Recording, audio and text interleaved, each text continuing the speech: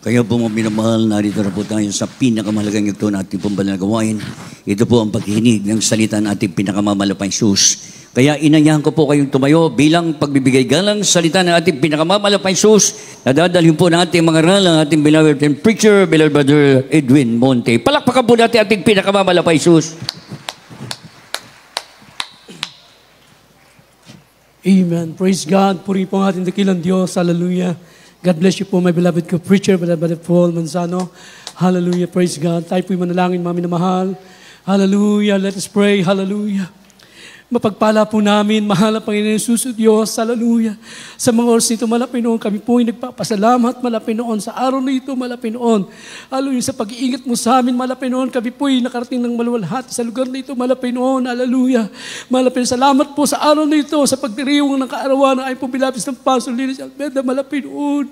Hallelujah, salamat po Diyos sa lahat ng mga napakinggan namin, mga patutuong malapit noon, hallelujah. At sa ganay, wala akong magagawa, malapit noon, ikaw maglagay na makataga sa aking mga labi, sa unot dalangin ay puminamahal, ginagalang aming mala pastor, langis mo mga salita mo, at sa pangalan mo, Diyos, aming sinasaway, ang lahat ng demonyo na pagalinlangan, demons of belief and doubt, cast out, in the name of Jesus. Hallelujah, praise the Lord. Everybody say, praise the Lord. Praise God. Purihin po ang ating dakilang Diyos. Hallelujah. At bago lahat, maminamahal, ang pinakamataas na pagpupuri, pagluwalhati, at pagsamba sa ating dakilang Diyos na buhay. Hallelujah. Palakpakan natin ang ating mahal na Panginoon. Praise the Lord. Hallelujah. Hallelujah. And I give double honor and respect to our dearly beloved Honorable Pastor, a man of God, our dearly beloved Honorable Pastor Evangelist Willie Estrada Almeda, the end-time prophet of our loving God. Hallelujah. And always remember the blessed memory and teaching of our dearly beloved Pastor Linis Almeda, and also the beloved children, hallelujah, grandchildren-in-law, hallelujah, sa lahat po ng kanilang sambayan, maminamahal, sa lahat po ng ating minamahal, mga kapatiran, ating mga beloved webcast viewer, maminamahal, puri pong ating pinakamamalapay noon. Praise the Lord. Tayo pinagpala sa araw na ito ng ating pinakamamalapay noon. Everybody say, praise the Lord. Hallelujah. The righteous shall everlasting remembrance. Mga minamahal. Psalms 112 verse 6. Kailin po sa ating mga Bible reader. The book of Psalm chapter 112 verse 6. Surely he shall not be moved forever. The righteous shall be in everlasting remembrance.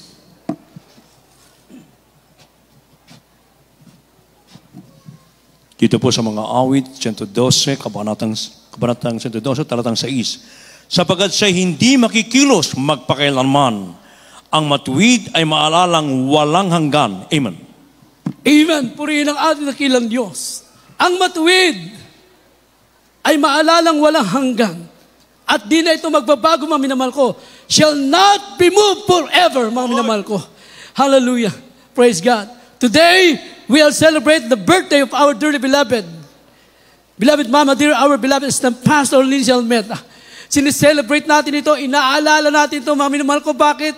Mga minamahal ko, meron tayong basihan, based on the Bible, dapat alalahanin, mga minamahal ko, hallelujah, ang matutuwid na tao, sabi ng banal na kasulatan, mga minamahal. Everybody say, praise the Lord. Praise the Lord. And for the long time, mga minamahal ko, sila po'y namuhay ng kabanalan, mga minamahal ko. Praise God. Nandun sa kanilang karakter, makikita natin ang kabanalan, mga minamahal ko. Sila'y sumunod sa utos ng ating dakilang Diyos. Everybody say, praise the Lord. Praise the Lord. Hallelujah. Sabi ng Biblia, hindi na natin dapat kalimutan ito at hindi na natin malilimutan. Hindi na magbabago ito, mga minamahal ko. Yung kanilang mga iniwang mabuti sa ating mga minamahal na sila'y nagpagal para sa ating kaligtasan. Everybody say, praise the Lord. Praise the Lord. Sumunod at namuhay na may kabanalan sa lahat ng paraan ng pamumuhay nila, mga minamahal ko. Sabi ng banal na kasulatan. At ito rin po ay nakabase lahat sa banal na kasulatan. Yung kanilang pagsunod, yung kanilang buhay, mga minamahal. Praise God. 1 Peter chapter 1, verse 15 and 16. Kainin po. First book of Timothy, chapter 1. 1 Peter po. 1 1 Peter chapter 1, verse 15 and 16. First book of Peter, chapter 1, verses 15 and 16. Yes, hallelujah. But as he which hath called you is holy, so be ye holy in all manner of conversation. Because it is written, Be ye holy, for I am holy. Unang Pedro Kapitulo 1, versikulo 15 at 16.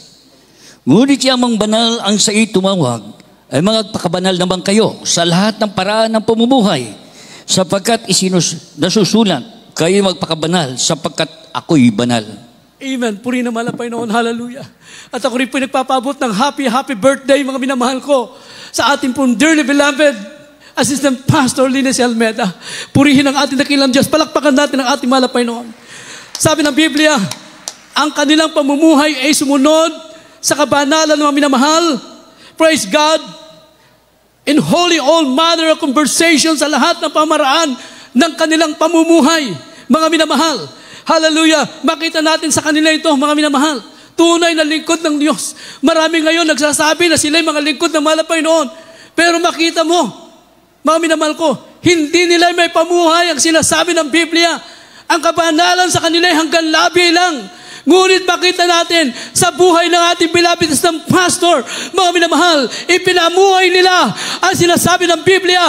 Ipamuhay ang kabanalan sa lahat ng paraan ng pamumuhay. At yan ay itinuro sa ating lahat. Palakpakan natin ang ating mahal na Panginoon, mga minamahal. Praise God. Pag sinabing sa lahat ng uri ng pamumuhay, mga minamahal ko, praise God, lahat ng uri ng pamumuhay, the way you talk, mga minamahal ko, sa paraan o ikay mananalita, mga minamahal ko, praise God, merong kabanalan yan. Everybody say, praise the Lord. Hallelujah.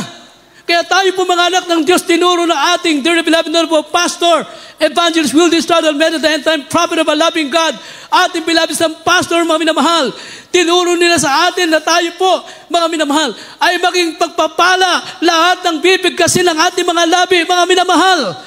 Hallelujah! Ang bawat makikinig, pagpapalain ng ating dakilang Diyos. Mga minamahal, praise God. So pag-uusapan natin, wala na tayong panahon sa mga bagay na walang kwenta, mga minamahal, na pag-uusapan ng buhay ng may buhay, wala na po tayo doon, mga minamahal. Praise God. Hallelujah. Maging pagpapala tayo sa ating pananalita, mga minamahal. Praise God. Purihin ang ating mahal na Panginoon. Hallelujah. Lahat ng pamaraan ng kabanalan itinuro sa atin, kahit sa ating kasuotan, tinuro yan ang ating beloved Mama dear, mga minamahal. Everybody say, praise the Lord. Itinuro sa atin upang tayo po ay maging katanggap-tanggap sa harapan ng ating dakilang Diyos, mga minamahal. Praise God, hindi po sila nagtago. Hindi po sila wala itinago sa atin lahat ng kalooban ng mahal na Panginoon. Inilatag po nila sa ating lahat, mga minamahal. Palakpakan natin ang mahal na Panginoon. Praise God. Kaya pagdating ng mahal na Panginoon, wala tayong ikakatuwiran na hindi naituro sa atin. Lahat po ay naituro sa atin, mga minamahal. Hallelujah! Na sa lahat ng sumunod ay pinagpala ng ating dakilang Diyos na buhay. Praise God! Hallelujah! Sabi ng Biblia, kung paano sila namuhay sa lahat ng pamaraan. Sinunod nila ito, mga minamahal. Sabi ng Romans chapter 12, verse 1 and 2. Praise God! In the book of Romans chapter 12, verses 1 and 2. I beseech you therefore, brethren, by the mercies of God, that ye present your bodies a living sacrifice, holy, acceptable unto God, which is your reasonable service. And be not conformed to this world, but be transformed by the renewing of your mind, that you may prove what is that good and acceptable and perfect will of God. Amen. Praise God. Dito po sa Roma, Kabanatang 12, talatang 1 at 2. Kaya nga, mga kapatid, ipinamamanhik ko sa inyo, alang-alang sa mga kahabagan ng Diyos, na inyong iharap ang inyong mga katawan na isang haing buhay, banal na kaya sa Diyos na sa ninyong katampatang pagsamba, at huwag kayong magsiayon sa sanlibutan ito, kundi mag-iba kayo sa pamamagitan ng pagbabago ng inyong pag-iisip upang mapatunayan ninyo kung alin ang mabuti at kaaya-aya at lubos na kalooban ng Diyos. Amen. Amen. Purihin ang mahal na Panginoon. At makikita po natin ang mga bagay nito sa buhay po na ating dearly beloved Assistant Pastor Linis Helmet, mga minamahal ko. Kung paano sinabi ng Biblia, sila po'y naging haing buhay, mga minamahal. Praise God. Itinuro sa atin na tayo po lahat ay maging kalugod-lugod sa harapan ng ating dakilang Diyos. Mga minamahal, itinuro sa atin ito lahat, mga minamahal ko. Perfect example po sila para sa ating paglilingkod sa ating mahal na Panginoon. Palakpakan natin ang mahal na Panginoon, mga minamahal. Praise God. Hallelujah. Sabi ng Biblia, gawin natin ito at do not be conformed to this world. Huwag tayo makiayon para malaman natin kung anong mabuti at masama, mga minamahal. Praise God, mag-iba tayo ng pag-iisip by renewing of your mind, mga minamahal. So wala na tayo doon, mga minamahal. Yung gawain makasalibutan, hayaan mo na sa kanila na yan. Mga minamahal ko, tayo pong mga anak ng Diyos, dapat nasa kalooban tayo ng ating mahal na Panginoon, mga minamahal. Praise God, hallelujah. So makita natin sa buhay po nila, mga minamahal ko. Praise God. Ano pa sabi ng Biblia? Sa kanilang paglakad, mga minamahal ko, let us walk honestly, mga minamahal. Sabi ng Biblia, Romans chapter 13, verse 13, and 1 Timothy chapter 2, verse 9. Magkasunod na po nating basahin ito. The book of Romans chapter 13, verse 13. Let us walk honestly as in the day, not in rioting and drunkenness, not in chambering, and wantonness, not in strife and envying. Second book of Peter. 1 Timothy chapter 2, verse 9. 1 Timothy chapter 2, verse 9. Yes. In like manner also that women adorn themselves in modest apparel, with shamefacedness and sobriety, not with broidered hair or gold or pearls or costly array.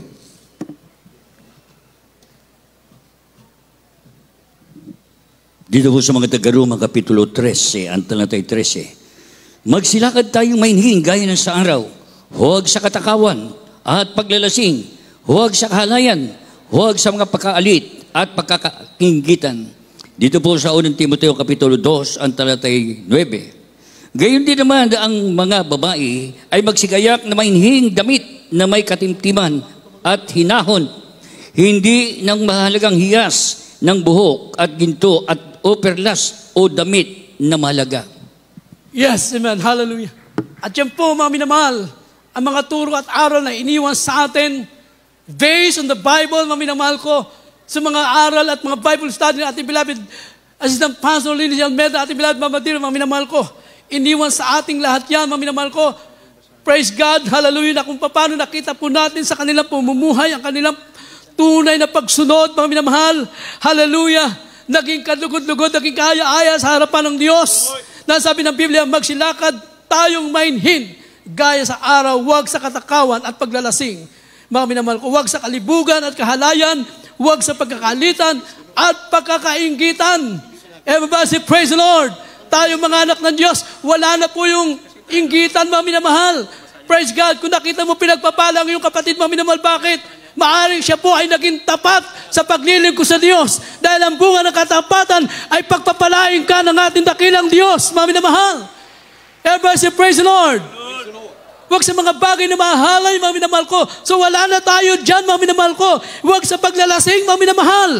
Tayo po'y mga anak na ng Diyos na dapat lumakad sa kalooban ng ating dakilang Diyos. Praise God. Hallelujah. Ano ba sabi?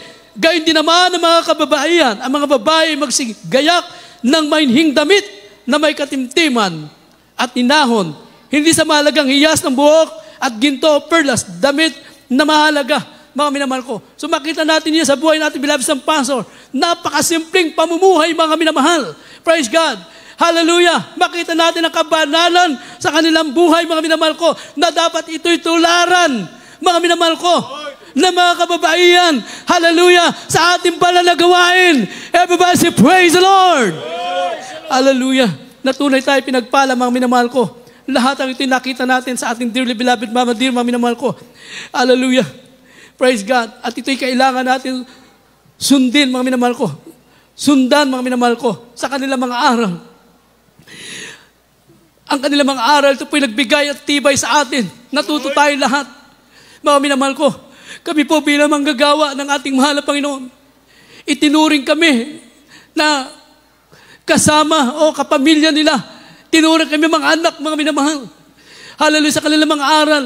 Maraming itinuro sa amin, mga minamahal ko. Hindi kami makakatayo ng ganito, mga minamahal ko. Kung walang ginamit ang ating dakilang Diyos, sila'y ginamit ng ating mahal na Panginoon. Naalala ko po, nung ako'y maligtas, mga minamahal ko, 1985, mga minamahal. Nag-aaral pa ako noon, mga minamahal. Pagkatapos mag-aaral, diretso sa pastoral, diretso minsan dito sa Moranto, nagbabantay na ako noon, mga minamahal. Hallelujah. Nung tawagin ako ng malapay, iniwan ko lahat, mga minamahal. Lahat ng mga gandang pribileyo. Iniwan lahat dyan, mga minamahal ko. Pati aming tahanan, aking magulang. Iniwan ko lahat, mga minamahal ko. Ako'y naglingkod sa Diyos. Sabi ng ating beloved Mama Dear, mga minamahal ko, naalala ko. Sabi nila sa akin, anak, maglingkod ka sa malapay noon. Pagbutihin mo ang pagiging manggagawa mo. Pagpapalain ka ng mahal na Panginoon. Pati mga mahal sa buhay mo. Pagpapalain ang ating dakilang Diyos. Totoo po, lahat ng kanilang sinabi. Kami pinagpala ng ating dakilang Diyos. Hallelujah. Praise God. Yung kanilang pagtuturo, mga minamahal ko, ultimo sa pananamit namin, mga minamahal, tinuturuan kami mabihis, magbihis na may kabanalan sa panalita, mga minamahal. Hallelujah. At naalala ko, mga minamahal, minsan ina-assign ako sa mga outstation, mga minamahal. Minsan sa mga lamay, mga minamahal, para mangaral doon. Sinasabi ko, mga matid, di po ako marunong mangaral, di ako marunong magsalita, hindi ako magaling magsalita. Pero sinasabi ni Mama Dear, mga minamahal ko, ano sabi nila? Anak, si Apostol Pedro, mangingisda lang. Sabi niya, mga minamahal ko, si Moses, utal-utal magsalita.